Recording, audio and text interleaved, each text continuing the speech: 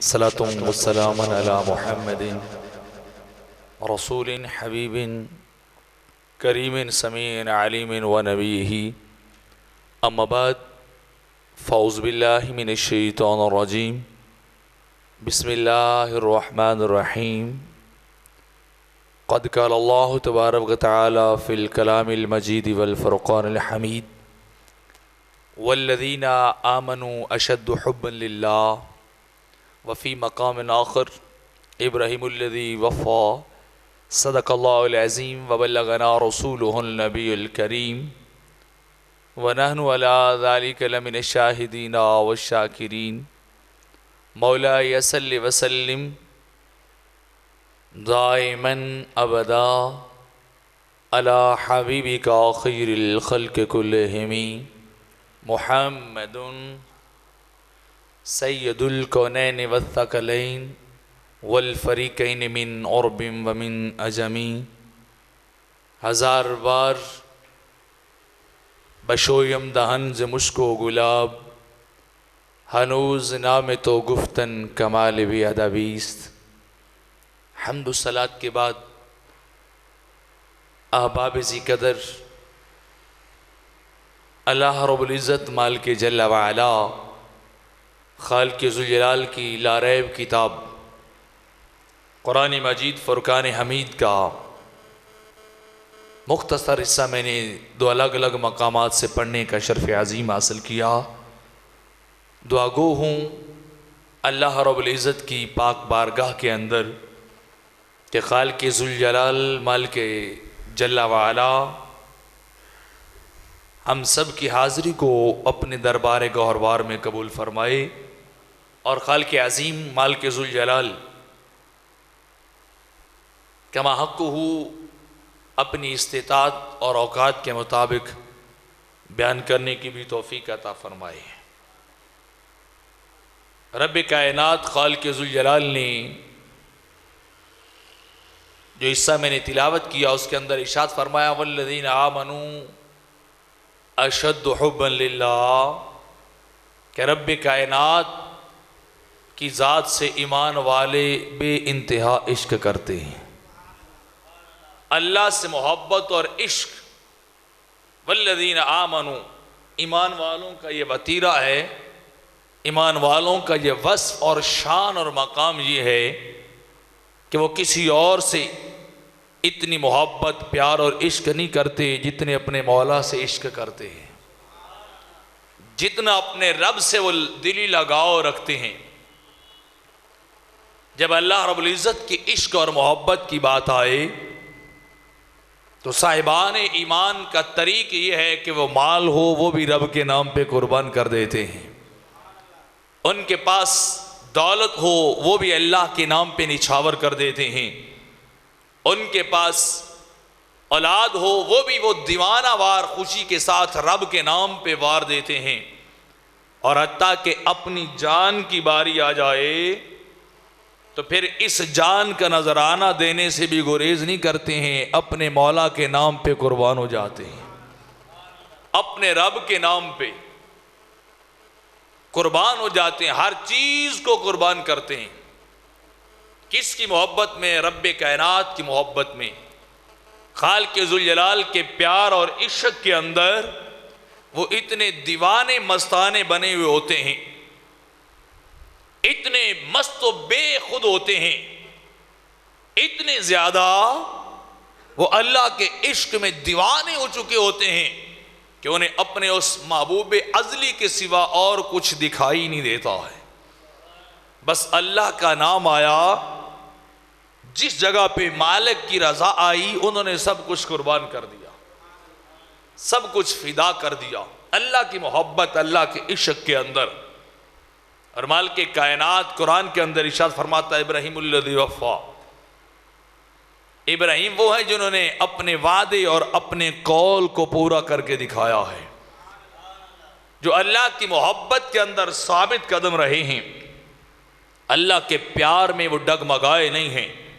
ہر امتحان سے، ہر مشکل گھڑی سے، ہر آزمائش سے ابراہیم علیہ السلام مسکرا کے اللہ کے نام پہ پار نکلتے گئے، گزرتے گئے. کوئی امتحان، بڑی سے بڑی آزمائش بھی ان کے قدموں میں لغزش نہیں لا سکی، ان کے قدم ڈگمگائے نہیں ہیں، ان کے پاؤں لڑکھڑائے نہیں ہیں.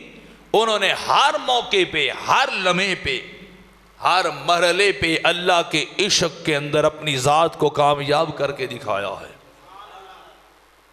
رب کائنات نے جب انہیں حکم دے کے، تاج نبوت دے کے، ذمہ داری دے کے نمرود کی طرف بھیجا کہ جاؤ اس سے کہو کہ تم اللہ رب العزت پہ ایمان لے آؤ، رب کائنات کو اپنا معبود اور مسجود مان لو.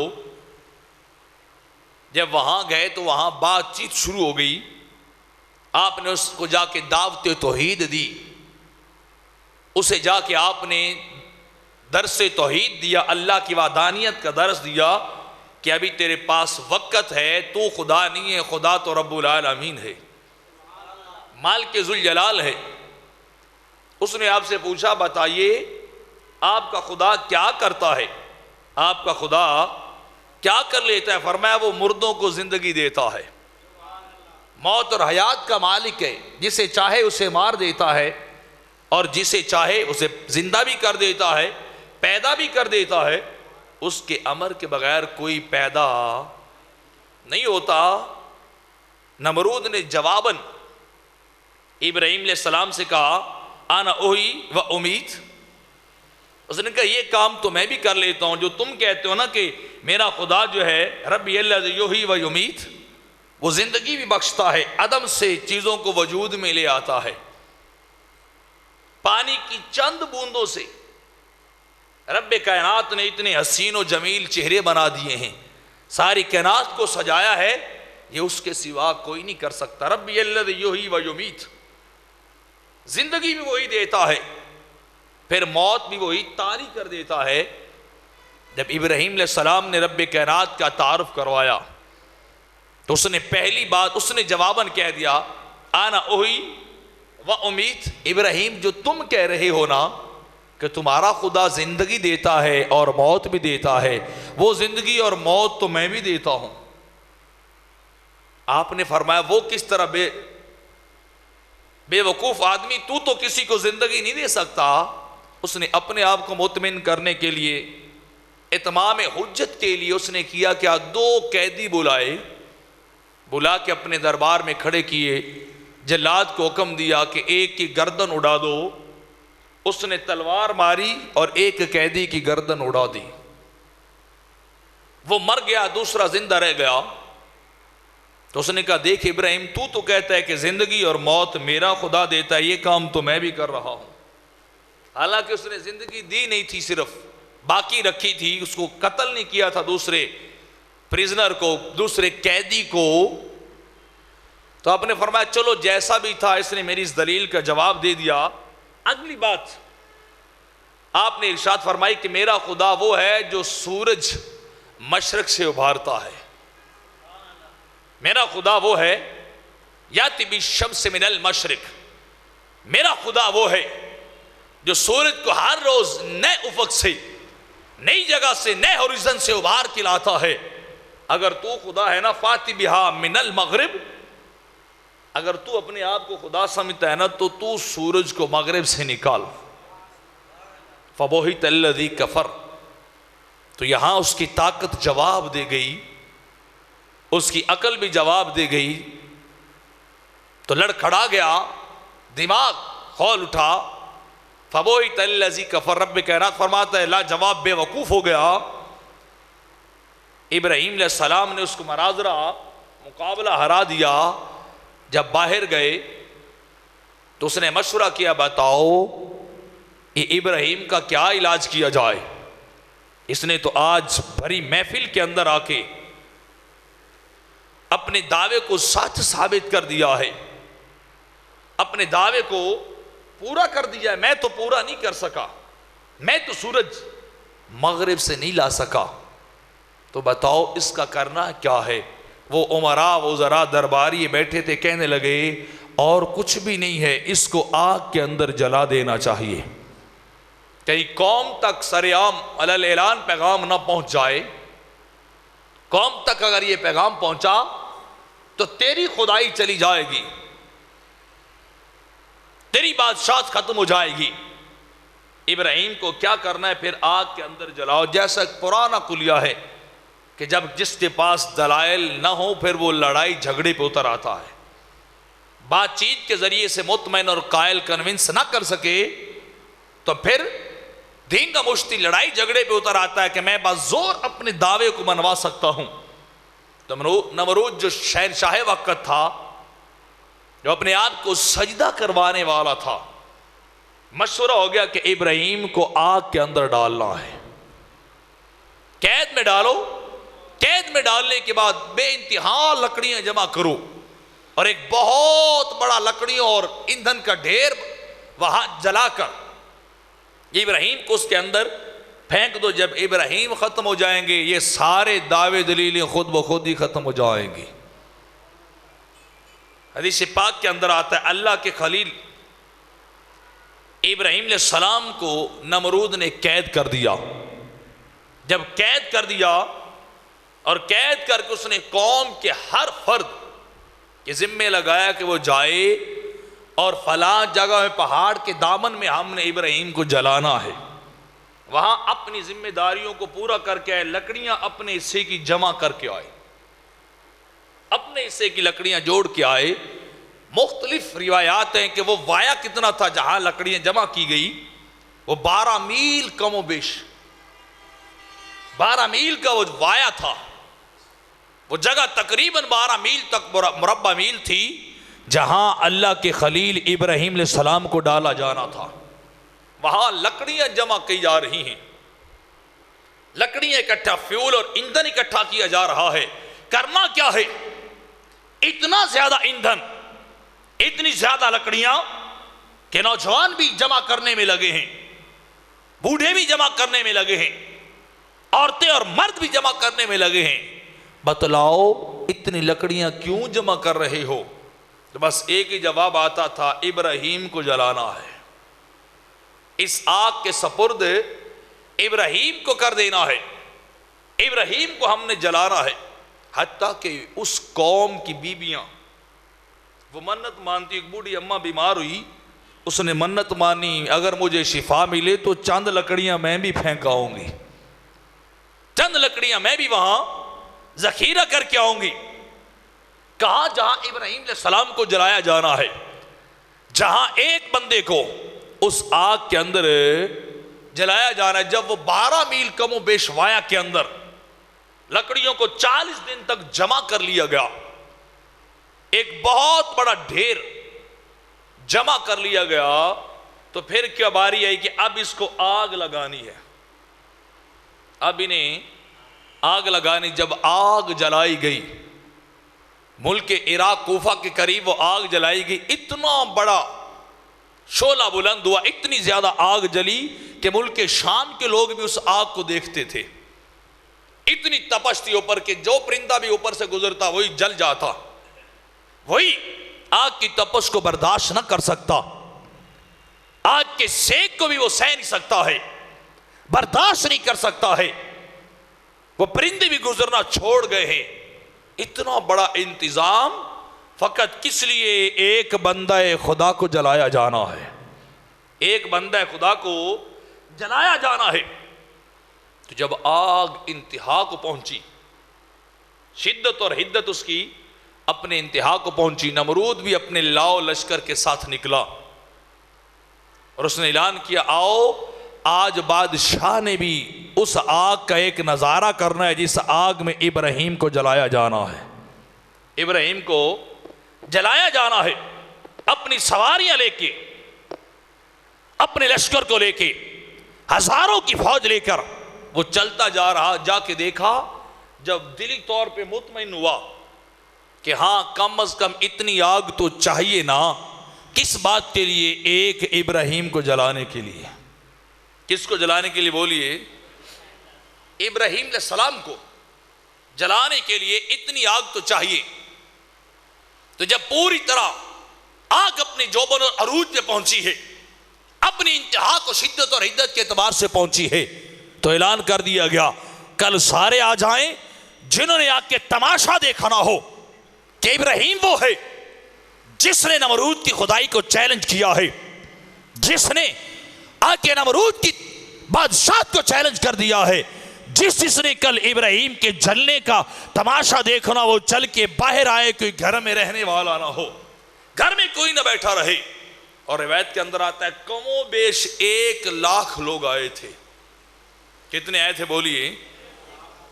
1,00,000 لوگ اس تماشے کو دیکھنے آئے تھے، اس منظر کو دیکھنے کے لیے آئے تھے کہ نمرود نے پوری مشینری، پوری رعایا اور پوری سلطنت کا زور لگا کے لکڑیوں کو جمع کیا ہے، کس لیے کہ ایک ابراہیم کو آگ کے اندر جلا کے ہمیشہ کے لیے ختم کر دینا چاہیے، ایک فرد کو ختم کرنا ہے، ایک فرد کو ختم کرنا ہے۔ ادھر بیڑیاں پہنا کر جد الانبیاء 70,000 انبیاء کے بابا، رب کائنات کے عاشق، اللہ کے محب ابراہیم علیہ السلام کو جب قیدی بنا کے جکڑ کے بیڑیوں میں لے کے چلتے جا رہے تھے نا، تو ابراہیم علیہ السلام بڑے خوش جا رہے تھے، مسکراتے ہوئے اور بڑی خوشی کے ساتھ ٹہلتے ہوئے جا رہے تھے اپنے آخری منظر، اپنی آخری جگہ کی طرف، حالانکہ جانتے تھے کہ مجھے جلایا جائے گا، مجھے جلایا جائے گا، مجھے بھسم کر دیا جائے گا، مجھے آگ کے اندر ڈالنے کے لیے بادشاہ اور پوری قوم میرے مخالف اور خلاف ہو چکی ہے، مجھے آگ میں ڈالنے کے لیے موت کے گھاٹ اتارنے کے لیے لے کے جا رہے ہیں، پر خدا جانتا ہے اس عاشق کے صادق کے قدم ڈگمگائے نہیں ہیں۔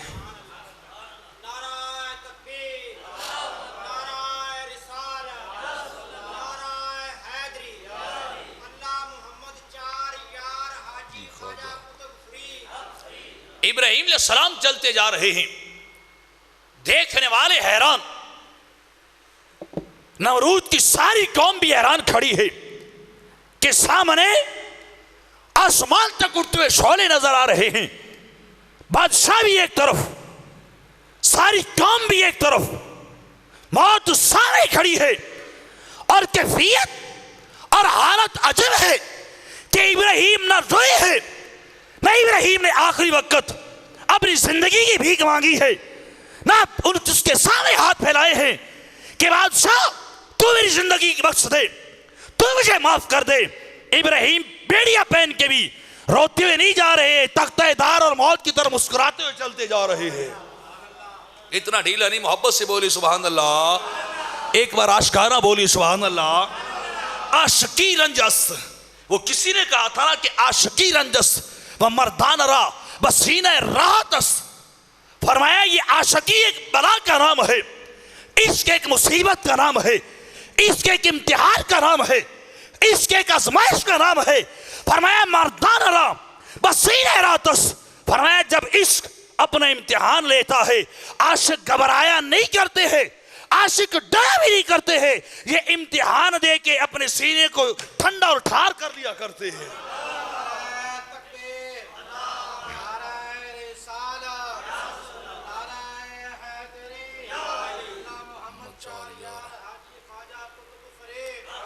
محبت سے بولے سبحان اللہ۔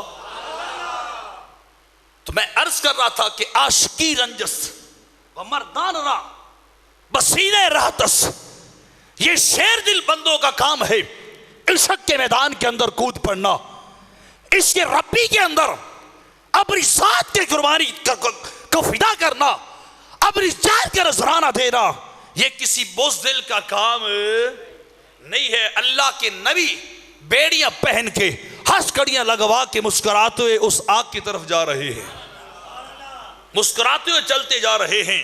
فرمایا سلسلہ بندیس و شیران را بگردن زیورست، فرمایا یہ بیڑیاں جو تم نے پہنا رکھی ہے، یہ جو ہتھ کڑیاں تم نے پہنا رکھی ہیں، یہ بزدلوں کو تو ڈرا سکتی ہے، یہ عاشقوں کا زیور ہوا کرتی ہیں، یہ عاشقوں کا زیور ہیں کہ ابراہیم کہیں اور نہیں جا رہا، مولا کے نام پہ جان قربان کرنے جا رہا ہے۔ ابراہیم علیہ السلام جان کا نذرانہ دینے جا رہے ہیں، مسکراتے ہوئے جا رہے، ہنستے ہوئے جا رہے ہیں۔ لوگ حیران ہیں، نگاہ اٹھا کے دیکھا، ہم تو سمجھے تھے منتوں پہ اتر آئیں گے۔ کس پہ؟ منتوں پہ اتر آئیں گے، لیکن عجب کیفیت ہے، یہ تو مسکراتے ہوئے موت کو بھی گلے لگا رہے ہیں۔ حضرت خبیب رضی اللہ تعالی عنہ میرے آقا کے غلام تھے۔ جب سرکار مکہ سے مدینہ ہجرت کر کے آئے تو کافروں نے آپ کو پکڑ لیا۔ ہجرت جب ہوئی اس کے وقت پکڑ کے قید کر دیا، اور قید کر کے کئی دن اس پابند سلاسل رکھا ہے، قید کر کے رکھا ہے۔ تو جب ایک دن اعلان کر دیا فلاں دن خبیب کو سولی پہ چڑھایا جائے گا، جس نے اس سولی کا منظر دیکھنا ہو وہ فلاں دن مکے کے فلاں جگہ پہ فلاں حصے پہ آ جائے، اسے یہ منظر سارے دکھائے جائیں گے، اسے یہ نظارہ کرایا جائے گا، اسے دکھایا جائے گا کہ دیکھو خبیب کو تختہ دار پہ چڑھایا گیا ہے، تختہ دار پہ چڑھایا گیا، مکہ والوں میں اعلان کر دیا گیا۔ جب وہ مقررہ دن آیا تو حضرت خبیب رضی اللہ تعالیٰ عنہ کو بھی اس طرح بیڑیاں پہنا کے لے جایا گیا۔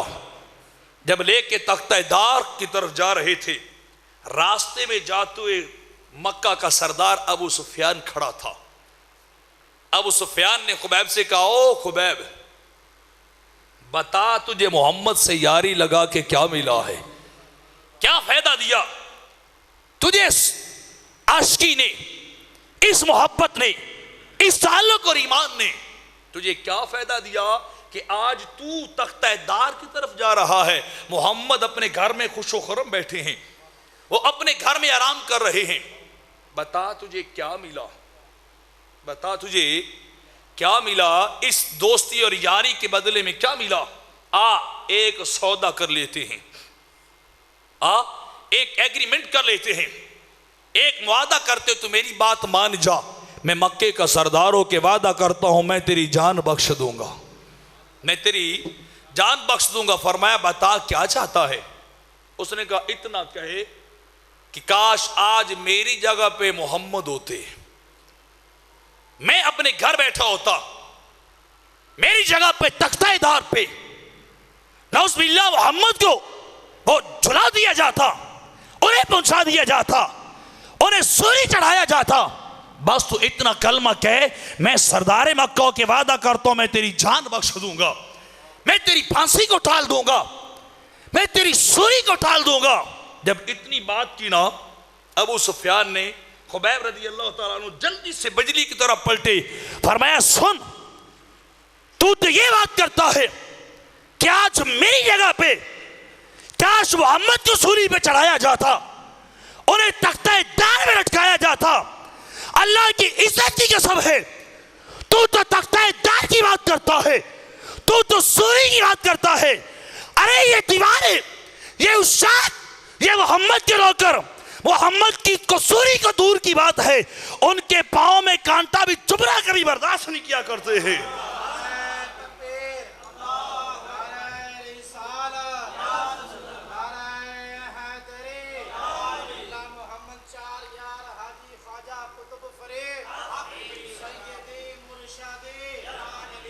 ذرا بولیے دونوں ہاتھ نکال کے سبحان اللہ۔ اتنی مردوں والی سبحان اللہ نہیں، مجھے مردوں والی جاگتوں والی سبحان اللہ چاہیے، بولیے۔ خبیب کہہ رہے ہیں کہ تو کہتا ہے کہ محمد کو تختہ دار پہ لایا جائے، انہیں لٹکا دیا جائے، ارے تو جانتا نہیں ہے یہ عشق ہے، یہ محبت، یہ وفا اتنا ہی برداشت نہیں کرتی ہے کہ ان کے پاؤں میں کانٹا چبھ جائے۔ ہم سے برداشت ہوتا نہیں، یہ اتنا بھی ہم سے برداشت ہوتا نہیں ہے۔ تو بات کرتا ہے تختہ دار کی، تو بات کرتا ہے تختہ دار کی، تو کہتے محمد کو یہاں لایا جائے، یہ کلمہ میری زبان سے کبھی نکلے گا نہیں ہے، میں 100 بار جھول جاؤں گا یہ کلمہ نہیں بولوں گا۔ ہم تو کانٹے کو بھی برداشت نہیں کرتے۔ ان کو لے کے چلے، جب آگے بڑھے تو ابو سفیان نے کہا خدا جانتا ہے جتنی محبت محمد سے یہ کرتے ہیں نا، کائنات میں دوسرا کوئی نہیں کرتا ہے۔ جتنے محمد کے غلام کرتے ہیں بولے سبحان اللہ. جس چیز کو محبت ہے وہ بولے سبحان اللہ. ایک بار اور بولے سبحان اللہ. جاگتے ہوئے تقریر کو سنے جو میں عنوان شروع کر رہا ہوں. جب لے کے آگے چلے تختہ دار پہ لے کے گئے, انہوں نے کہا بتاؤ خبیب تمہاری کوئی آخری خواہش ہو, تمہاری کوئی تمنا آرزو ہو جس کو پورا کر دے. تو آپ نے اتنا فرمایا 2 رکعت نماز پڑھنا چاہتا ہوں, 2 رکعت میں نماز پڑھنا چاہتا ہوں. خبیب کھڑے کہاں تھے؟ تختہ دار پہ. ابھی گلے میں پھندا ڈالا جانے والا تھا. خبیب بتا تیری آخری تمنا ہو, آرزو ہو جس کو پورا کر دے. فرمایا اور تو کچھ نہیں, بڑے دن ہو گئے, تم نے بیڑیاں پہنا کے رکھا ہے, قید کر کے رکھا ہے, رب کی بارگاہ میں سجدہ بھی نہیں کرنے دیا ہے. میری خواہش یہ ہے کہ مرنے سے پہلے رب کو سجدہ کر لو, مرنے سے قبل اللہ کو آخری سجدہ کر لوں, آخری بار اپنی جبین نیاز کو, اپنی پیشانی کو میں رب کائنات کی بارگاہ میں جھکانا چاہتا ہوں. بس مہربانی کرو اتنی مہلت دے دو, اتنی مہلت دے دو. نے کہا چلو جاؤ تمہاری یہ خواہش بھی پوری کر دیتے ہیں. تو جب آخری بار موقع ملا تو بالکل مختصر سی 2 رکعت ادا کی. حضرت خبیب رضی اللہ تعالی عنہ نے جب رکعت 2 ادا کر لیں تو جلدی سے سلام پھیر کے کھڑے ہوئے تو فرمانے لگے, بات وہ سننے والی ہے. حضرت خبیب فرمانے لگے دل تو تھا کہ آج جی بھر کے اس کو سجدہ کرتا, طویل سجدہ کرتا, دل کی پوری اپنے ارمان کو پورا کرتا, دل کے ذوق اور شوق کو پورا کرتا. لیکن میں نے صرف مختصر سی 2 رکعت پڑھی ہیں, میں نے مختصر نماز پڑھی ہے صرف اس لیے کہ کہیں مکے کے کافر یہ موت کو سامنے دیکھ کے محمد کے نوکر کو لمبے لمبے سجدے یاد آ گئے. کہیں ایسا نہ کہنے لگ جائیں کہ موت کے ڈر کی وجہ سے سر نہیں اٹھا رہے, سجدے پہ سجدے کیے جا رہے ہیں, تسبیح پہ تسبیح پڑھتے جا رہے ہیں, اللہ کو یاد کیے جا رہے ہیں.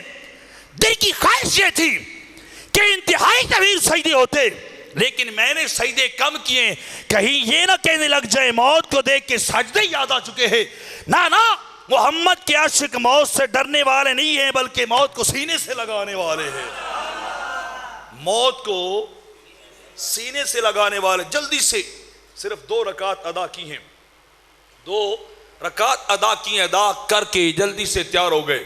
فرمایا اب تم جانو تمہارا کام جانے, تم جانو تمہارا کام جانے. تمہیں عرض کر رہا تھا یہ تو نبی کے نوکر تھے, وہ تو نبی کا دادا تھا, وہ تو جد الانبیاء تھے, 70,000 انبیاء کے دادا تھے جو خرامہ چلتے ہوئے جا رہے تھے آگ کی طرف.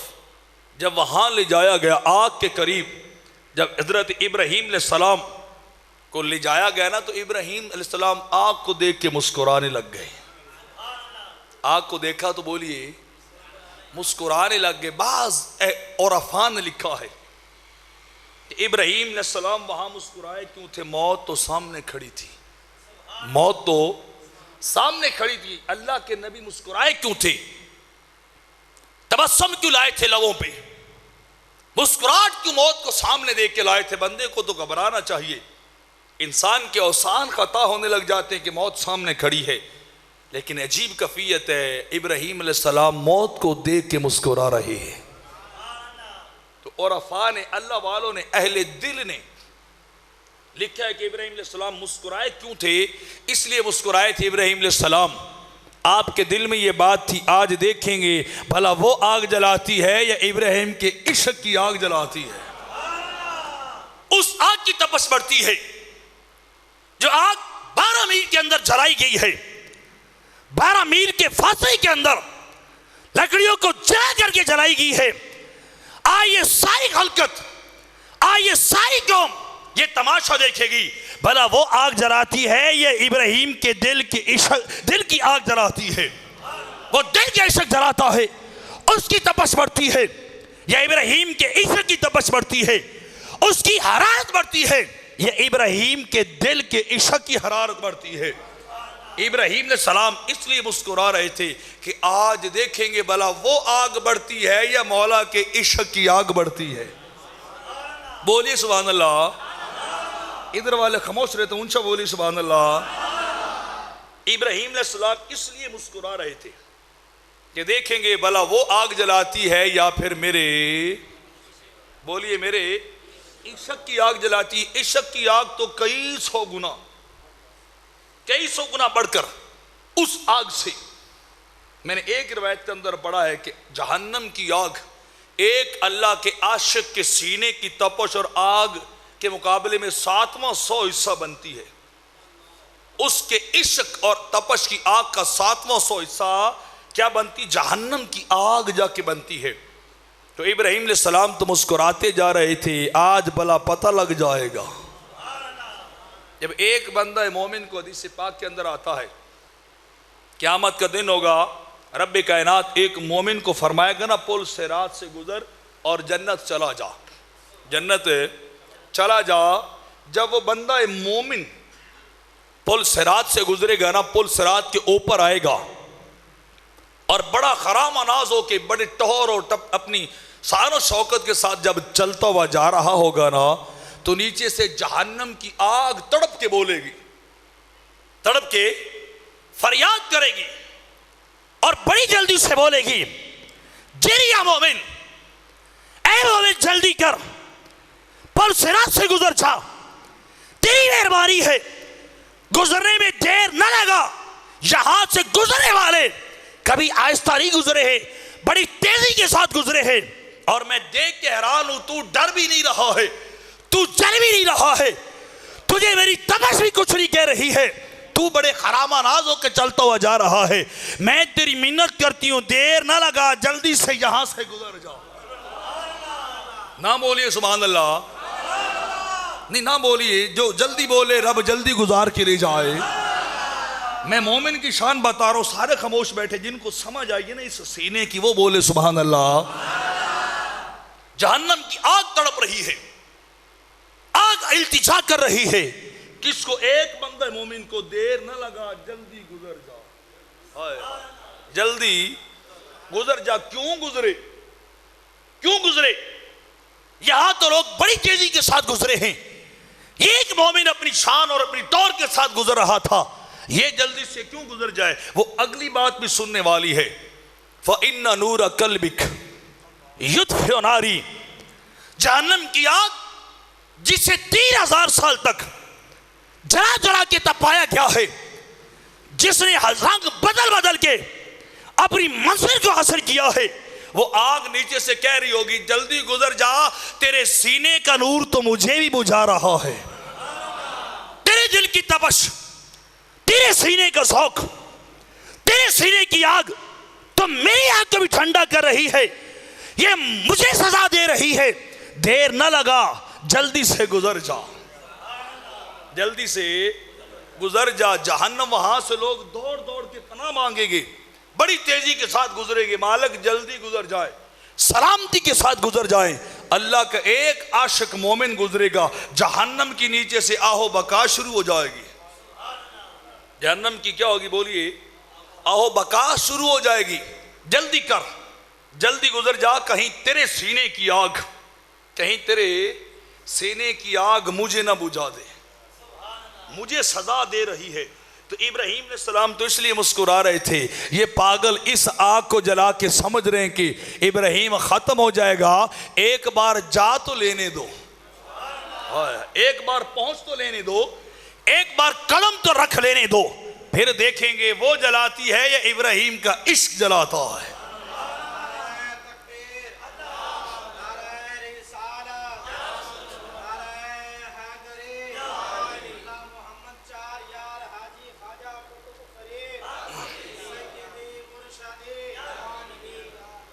جب ابراہیم علیہ السلام کو آگ کے اندر ڈالا گیا اور آگ نے جلایا نہیں تھا، گل و گلزار بنی تھی، جب آگ اس نے جلایا نہیں تھا، اس آگ نے رب کائنات سے پوچھا، باری تعالیٰ میں تو تیرے حکم کی پابند ہوں کہ میں نے تیرے خلیل دوست کو جلایا نہیں ہے، ان کا بال بھی بیکا نہیں کیا ہے، باری تعالیٰ اگر میں بلا تیرے دوست کو جلا دیتی، میں تیرے دوست کا نقصان، ابراہیم علیہ السلام کا نقصان کرتی، تو مالک یہ تو بتا تو بلا مجھے سزا کیا دیتا؟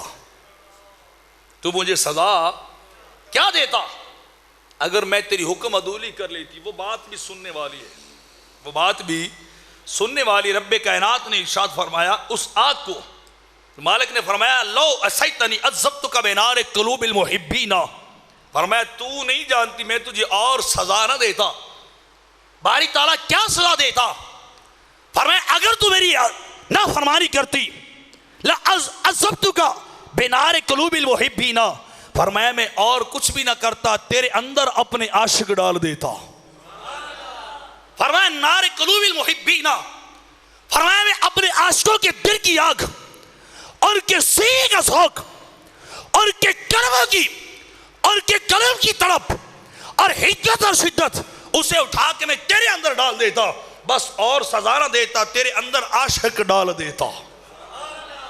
ان کے دل کا ذوق تیری آگ کو اور تپش کو ختم کر دیتے، وہ تجھے اتنی سزا دیتے کہ تو جلانے کے قابل بھی نہ رہتی۔ فرمایا اور سزا نہیں دینی تھی، کوئی عاشق بھیج دینا تھا، آئے ہائے، کوئی اپنا عاشق بھیج دینا تھا جس کے سینے کی بھا تجھے بھی ختم کر دیتی، جس کے سینے کی آہ اور ذوق تجھے بھی ختم کر دیتا۔ فرمایا اور کچھ نہیں، عذبتک بنار قلوب المحبین، ان عاشقوں کے سینے کی آگ میں تیرے سپرد کرتا، تجھے اس کے سپرد کر دیتا، وہ عاشقوں کے سینے کا ذوق تجھے بھی ختم کر دیتا۔ آگ نے اللہ سے استفسار کیا تو اس وقت خالق کے کائنات نے ارشاد فرمایا خدا جانتا ہے میں تجھے ایسا عذاب دیتا کہ تیرا سب کچھ ختم ہو جاتا اور کئی ہزار سال تک جہنم کی آگ دوبارہ جلتی بھی نہ۔ وہ روایت کے اندر آتا ہے وہ آگ جہنم کی بجھ جاتی کس کے سینے سے؟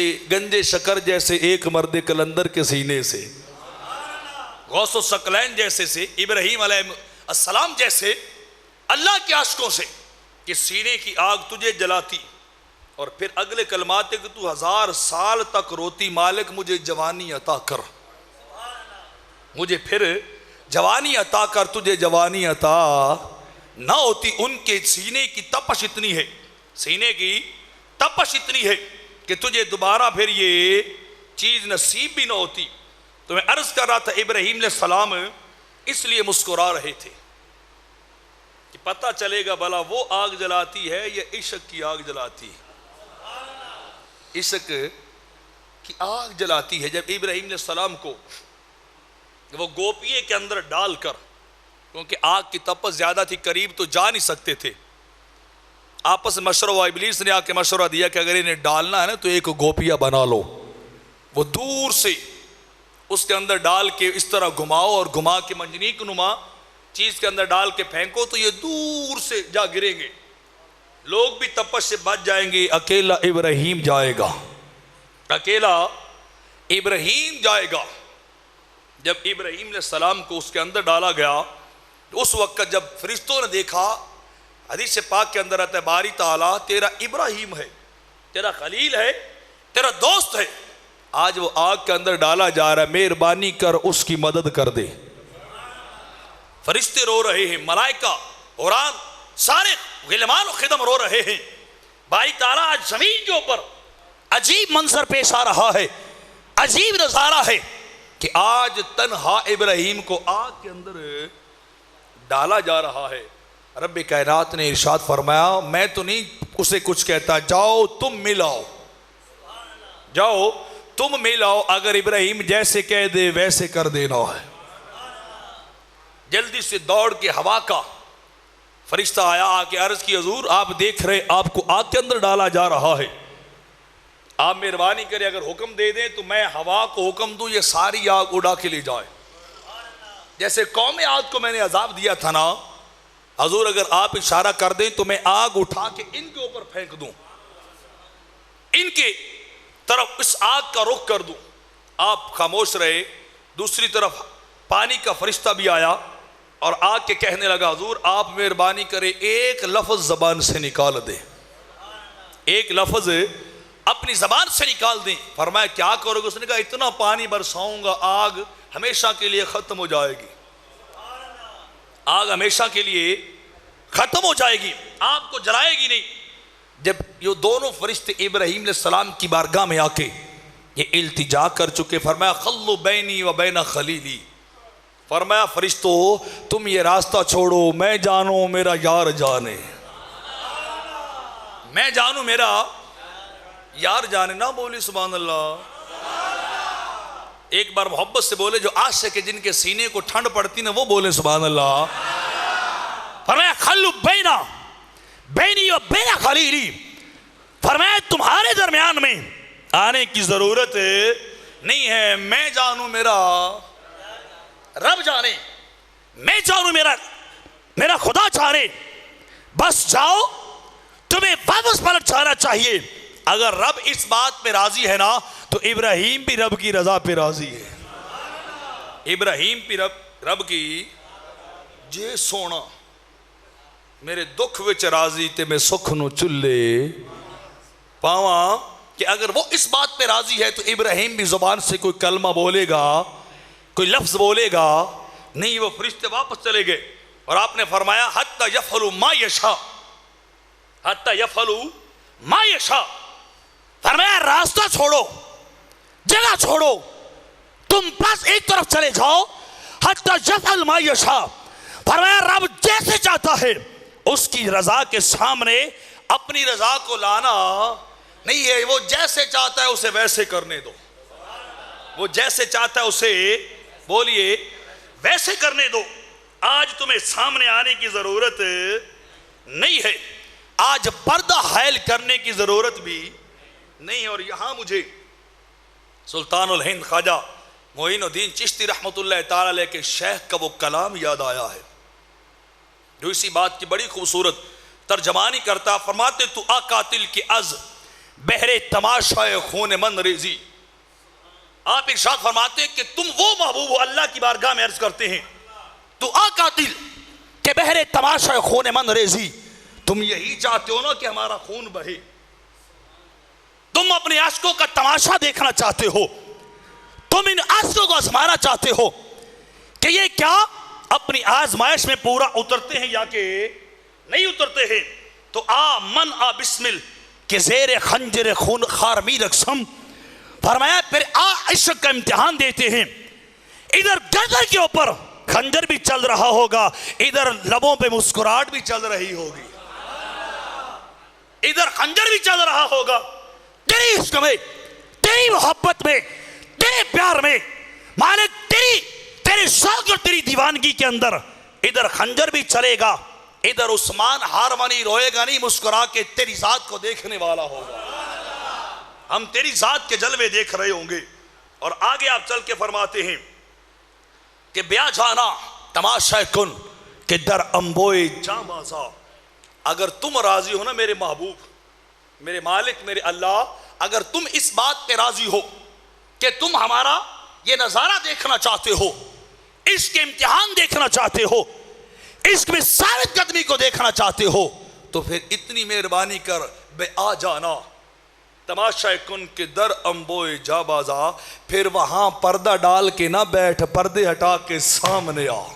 ہائے پردے ہٹا کے عاشقوں کے سامنے آ, ایک بار حجاب ہٹا کے سامنے آ, پردے اتار کے سامنے آ, پھر تجھے تماشا دکھائیں کہ جس کی خاطر جان دینے چلے ہیں چلے وہ سامنے تو کھڑا ہو, وہ اس تماشے کو دیکھ تو رہا ہو, تو ہمارے سامنے آ. بس صد سامان رسوائی سرے بازار میں رقصم, پھر دیکھ لوگ چاہے کچھ کہتے رہیں, ہم بازار میں بھی کھڑے ہو کے تجھے عشق کا تماشا دکھائیں گے, تجھے عشق کی جلانی اور تبانیاں دکھا دیں گے.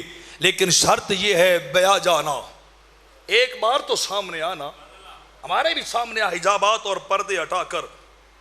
اور اگلی بات آپ بڑی پیاری فرماتے ہیں, اگرچہ قطرہ شبنم نہ پوید بر سرے خارے, آپ فرماتے ہیں کبھی دیکھا ہے کہ کانٹے کے اوپر بھی وہ شبنم کا قطرہ پڑا ہو, اوس کا قطرہ کبھی نہیں ہے, کبھی نہیں پڑتا. وہ کانٹا وہ کیل کے اوپر کبھی جڑتا نہیں ہے, ٹھہرتا نہیں ہے.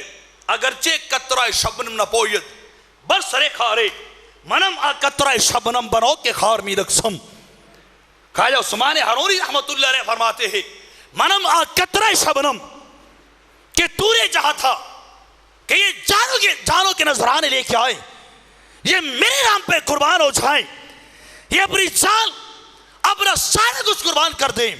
تو کبھی شبنم کا قطرہ کبھی خار کے اوپر ٹکتا نہیں ہے, لیکن ہم وہ عاشق ہیں جو کانٹوں پہ بھی چل کے یار کے دربار تک پہنچا کرتے ہیں, جو وہاں رقص کیا کرتے ہیں. منم قطرہ شبنم بنو کے خار می رقصم. ہم تو تلواروں پہ بھی کھڑے ہو کے, کانٹوں پہ بھی کھڑے ہو کے تیرے جلوے میں گم ہو کے رقص کرنے والے ہیں. وہاں کیا کرتے ہیں؟ رقص کرنے والے ہیں. اور آگے چل کے آپ ارشاد فرماتے ہیں بڑی بڑی پیاری بات کہ منم عثمان ہارونی کہ یار شیخ منصورم. منم عثمان ہارونی و یار شیخ منصورم. میں عثمان ہارونی ہوں, میرا مذہب وہ ہے جو منصور کا تھا. شیخ منصور کا مذہب تھا. ملامت میں کند خلقے و من بر سردار می رقصم. لوگ ہمیں دیوانہ کہتے ہیں, لوگ ہمیں مستانہ کہتے ہیں, لوگ ہمیں پاگل بھی کہتے ہیں, لوگ ہمیں رہن بھی کہتے ہیں, لوگ ہمیں پتہ نہیں کی لفظوں سے یاد کرتے ہیں, یہ تانے بھی دے رہے ہیں, یہ الفاظ بھی کس رہے ہیں, یہ ببتیاں بھی کس رہے ہیں. وَمَن بر سردار می رقصم. اور تو جانتا ہے ہم تختہ دار پہ کھڑے ہو کر سامنے موت کو رکھتے ہیں اور موت کو سامنے رکھ کے یار کے نام کے نعرے لگاتے ہوئے چلے جاتے ہیں.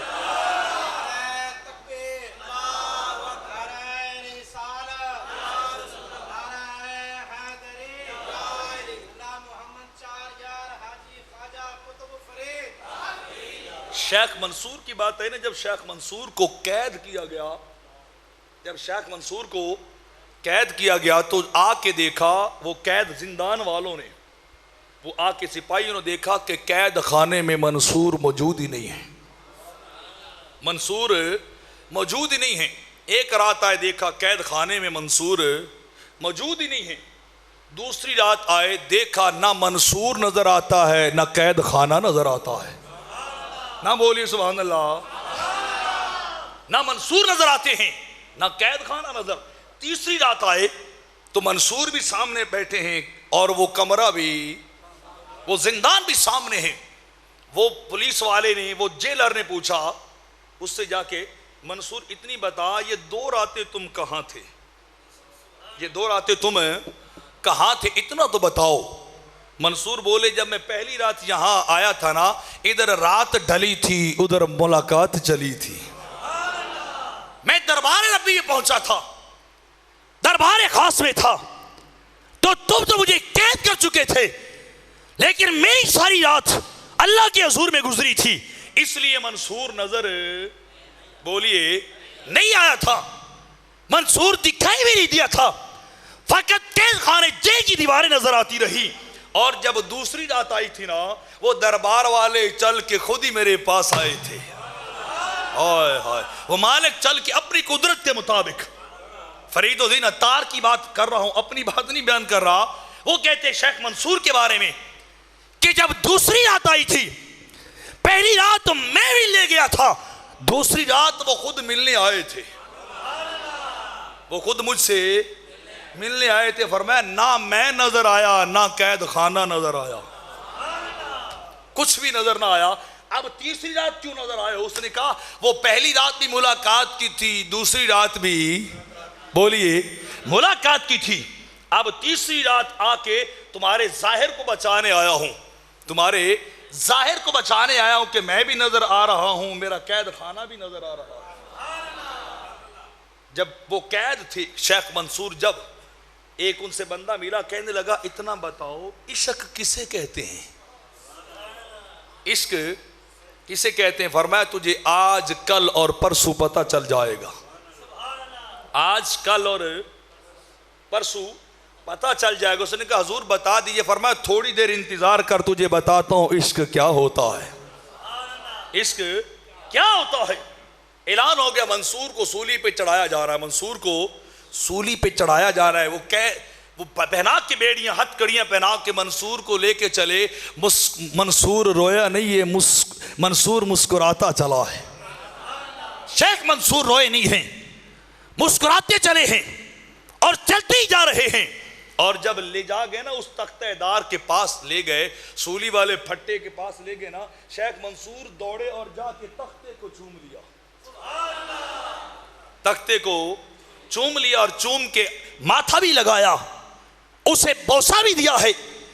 منصور کیوں چوم رہا ہے؟ یہ تو تختہ دار کی چوب اس کی لکڑی ہے.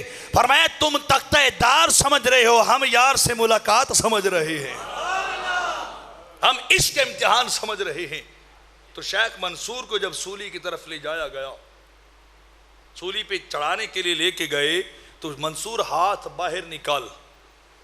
جب شیخ منصور نے مسکراتے ہوئے ہاتھ باہر نکالے, ہاتھ آگے کیے, مجھے ایک درمیان میں پھر بات یاد آ گئی. لوگوں نے وہ ان کو ڈھیلے مارنے شروع کر دیے, روڑے وٹے مارنے شروع کر دیے, کنکر مارنے شروع کر دیے. بڑا بے دین بندہ ہے, لیکن وہ نہیں جانتے تھے یہ تو مولا کا عاشق ہے.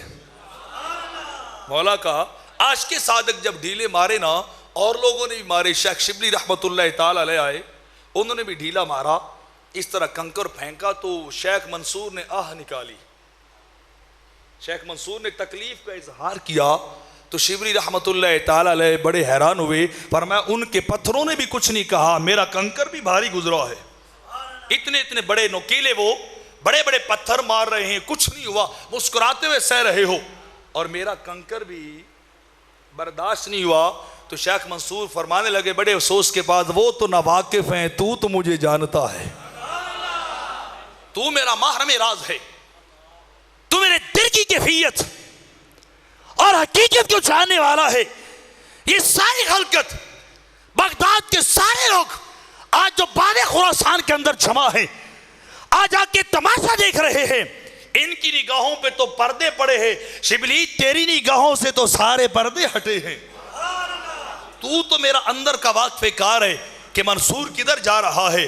سارا جگ مارتا رہتا, سارے لوگ مجھے کنکر و پتھر مارتے رہتے, ایک شبلی تو نہ مارتا, تو پتھر نہ مارتا. جب شیخ منصور کو لے جایا گیا, لے جا کے کہا گیا نا جی ہاتھ باہر نکالیے. جب باہر نکالے تو انہوں نے جلدی سے ہاتھ کاٹ دیے.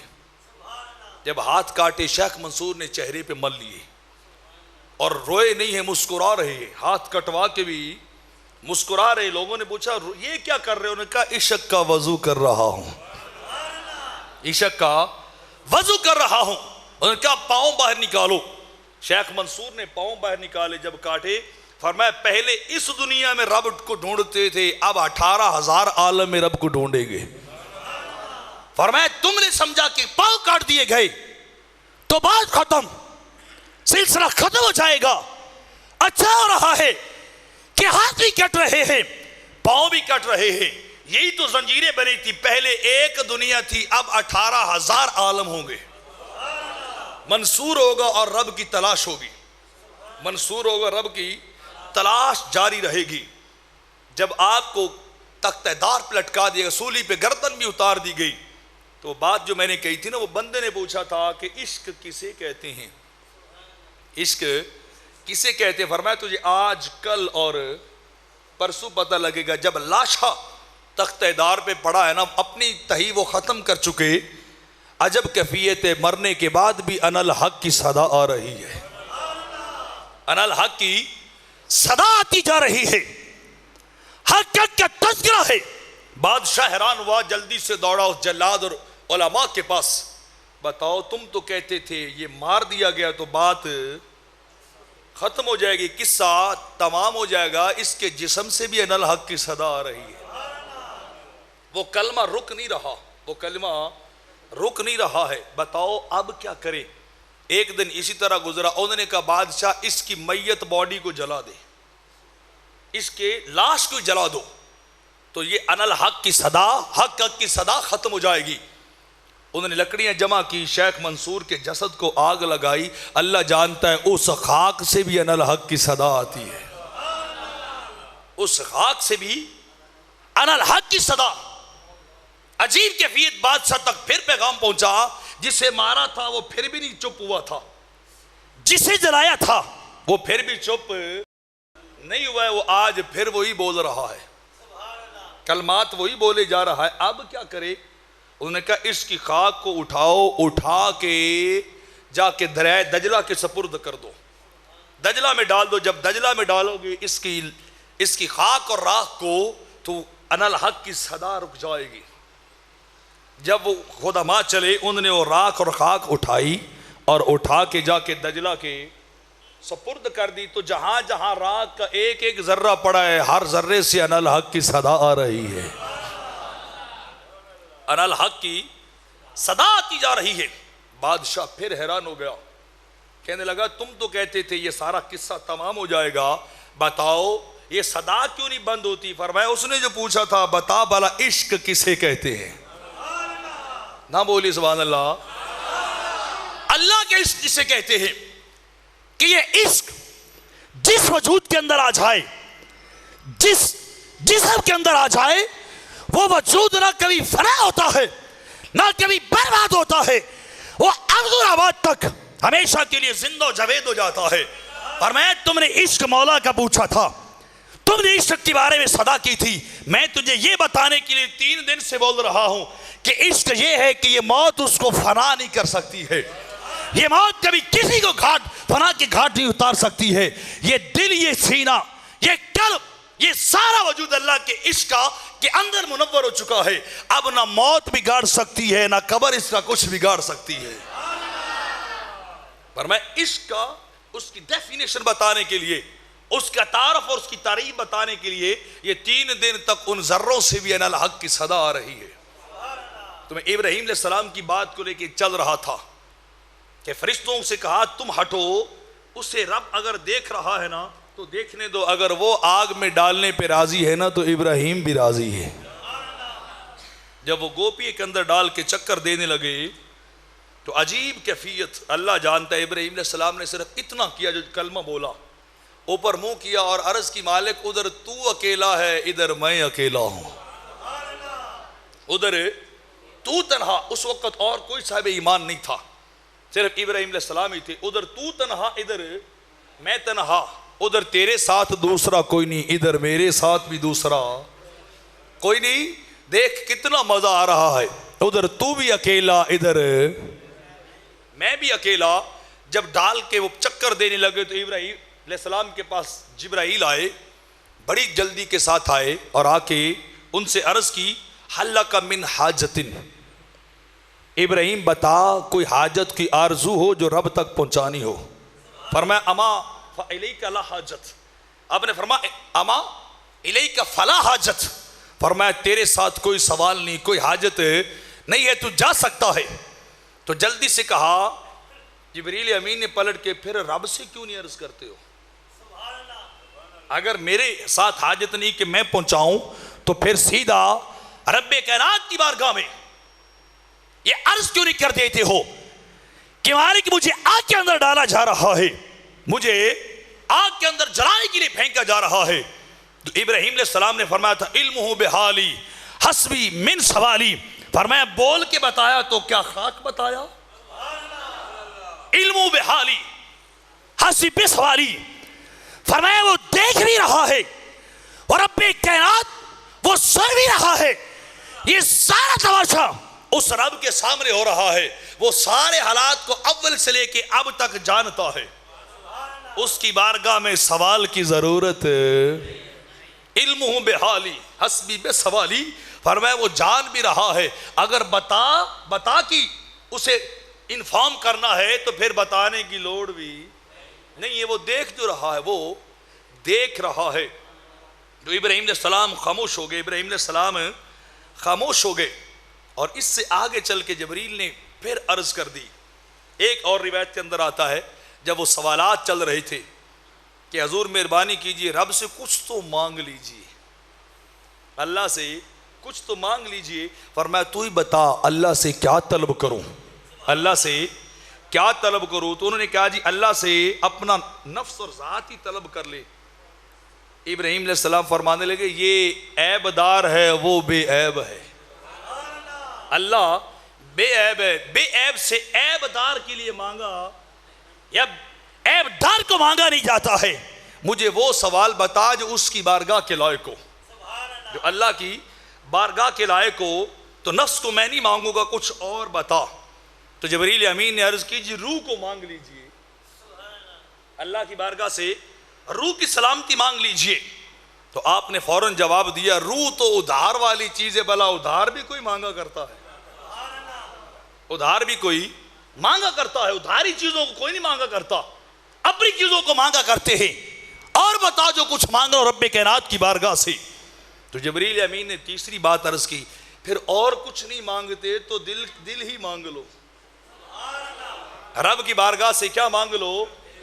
دل ہی مانگ لو۔ ابراہیم علیہ السلام بولے ایک دل ہی تو تھا جو ان کے لائق تھا، ایک دل ہی تو تھا جو اللہ کے لائق تھا، اللہ کی ذات کے قابل تھا، اور جبریل تو جانتا ہے وہ دل میں پہلے ہی انہیں دے چکا ہوں، وہ دل میں پہلے ہی رب کائنات کو دے چکا ہوں۔ بتا اب بھلا دے کی بھی چیز واپس مانگی جاتی ہے، تحفہ دے کے بھی واپس لیا جاتا ہے؟ جبریل لاجواب ہو گئے، دل کی بات آئی تب بھی نہیں مانگتے، روح کی بات آئی تب بھی نہیں مانگتے، نفس کی بات آئی تب بھی نہیں مانگتے۔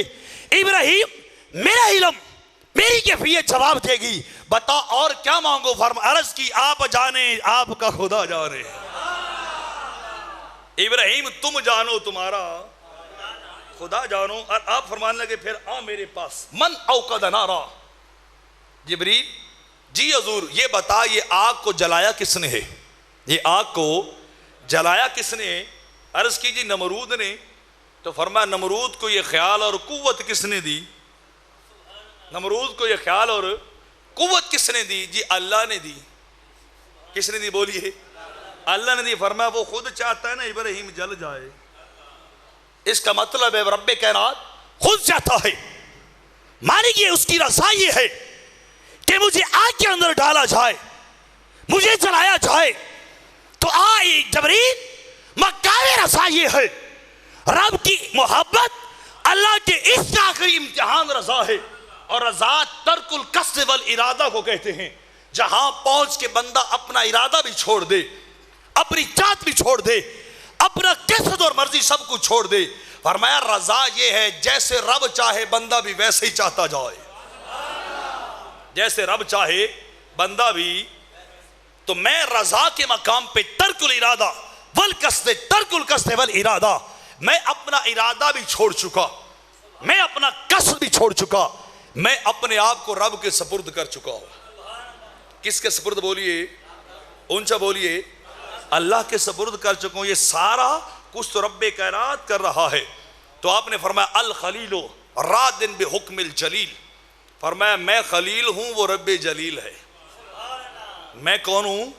خلیل و رب جلیل۔ میں خلیل ہو کے اس قدرت والے رب کی رضا پہ راضی ہوں، مجھے کسی سے کوئی شکوہ نہیں ہے، نہ مجھے شکوہ اپنے نفس سے ہے کس نے کیوں نہیں اپنے آپ کے لیے کچھ مانگا، نہ نمرود سے شکوہ ہے کہ اس نے اتنی بڑی آگ کیوں جلا دی، اور نہ ہی آگ کے جلانے سے کوئی شکوہ ہے، کسی سے کوئی شکوہ نہیں۔ میں تو اپنے مالک کو راضی کر رہا ہوں، میں تو اپنے مولا کو راضی کر رہا ہوں۔ اگر وہ اس میری بات پہ اور اس میرے جلنے پہ راضی ہے تو میں بھی راضی، میں بھی اسی بات پہ راضی۔ تو آپ نے اللہ کی بارگاہ میں عرض نہیں کیا تھا، بالکل نہیں عرض کیا رب کی بارگاہ میں کہ مجھے اللہ مجھے بچا لینا چاہیے، مجھے بچا لینا چاہیے۔ تو جب آگ کی طرف اچھالے گئے، ادھر سے وہ چلے، ادھر سے آواز آئی کلنا یا نارو کونی بردم و سلامن علی ابراہیم۔ وہ آگ جلانا نہیں، یہ آنے والا عام نہیں، رب کا خلیل آ رہا ہے، رب کا بیلی آ رہا ہے، رب کا دوست آ رہا ہے، رب کا دوست آ رہا ہے۔ جلانا نہیں ہے بلکہ ادب اور احترام کے ساتھ پیش آ جانا ہے، ادب اور احترام کے ساتھ پیش آنا ہے۔ تو ابراہیم علیہ السلام کو جلایا نہیں گیا۔ بس میں یہاں ایک آخری بات عرض کر کے اختتام کی طرف آتا ہوں۔